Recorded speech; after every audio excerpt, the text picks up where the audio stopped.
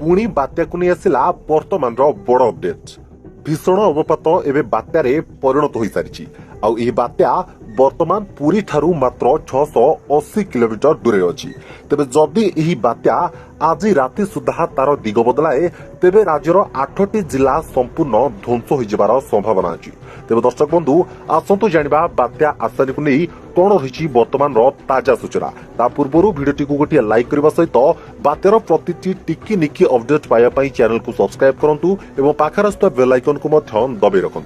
बंगोपसागर में सृष्ट बात्या आसानी वर्तमान भीषण बात्यार परिणत होइछि। एबे यह पुरी ठारू 680 किलोमीटर दूर में उत्तर पूर्व दिगरे पूर्व केंद्रीय बंगोपसागर में केन्द्रीभूत होइछि।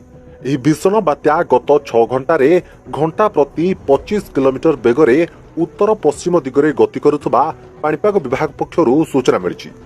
गभीर अवपात पर गतकाली यह बात्यार रूप नहीं। भारतीय पाणीपाग विभाग आकलन अनुसार समुद्र में जेते बल गोटाइले भी यह प्रबल बात्यार ही सीमित रहिबो। उपकूल अतिक्रम करने संभावना नहीं।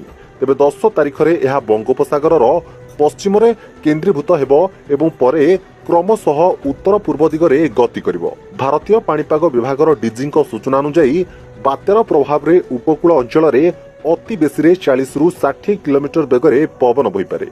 सेहीपरि स्वतंत्र रिलीफ कमिशनर प्रदीप जेना कहते ओडिशा उपरे बात्या आसानी विशेष विपद नहीं, कारण यह पुरी ठारू 100 किलोमीटर दूर में जीवो। यह समय उपकूल में पवनर बेग घंटा प्रति 50 रु 60 किलोमीटर रहीपे। किंतु 10 तारिख में गंजाम गजपति और पुरी रे मध्यमरु प्रबल वर्षा हेबो।